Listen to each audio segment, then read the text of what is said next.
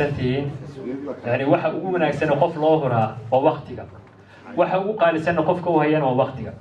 marka waqtigii iyo awoodii iyo wixii qiimihii badnaa maanta soo dhaweyntii aan halkan kala kulmay wax la qiyaasi kara maaha taana waa idinku tuhmay inta in ka badan baan idinku tuhmayaa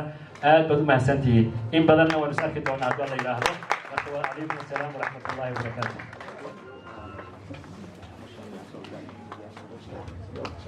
haddana waxaan geli doonaa waa cashayn doonaa barnaamijkeena waa gabagabo marka insha Allah waxa laga rabaa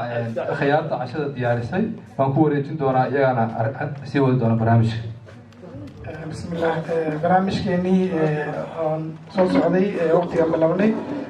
waa ku mahadsantihiin awalan ilaaha mahad iska leh marka labaad waxaan mahad celinaynaa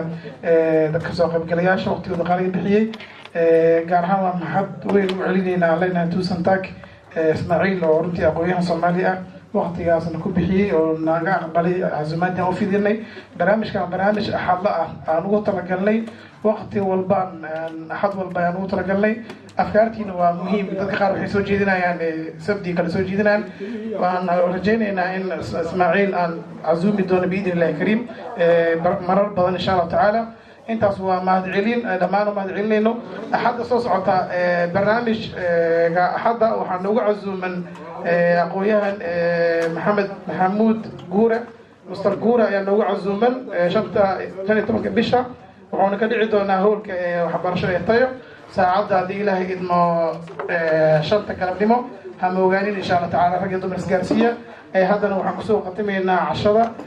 quraanka aayada quraan aan kusoo qatimaynaa kadib waan cashaynaynaa ساسو برامج كده نوجه ريها والسلام عليكم ورحمة الله وبركاته. أعوذ بالله من الشيطان الرجيم. بسم الله الرحمن الرحيم. والعصر إن الإنسان لفي خسر إلا الذين آمنوا وعملوا الصالحات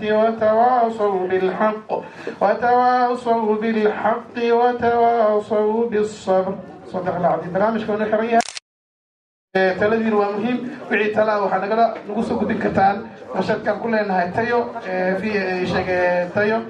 في فيسبوك هل تيجي قف كفتر مع فضع 10 كيف كيلو مع 60. السلام عليكم ورحمة الله وبركاته.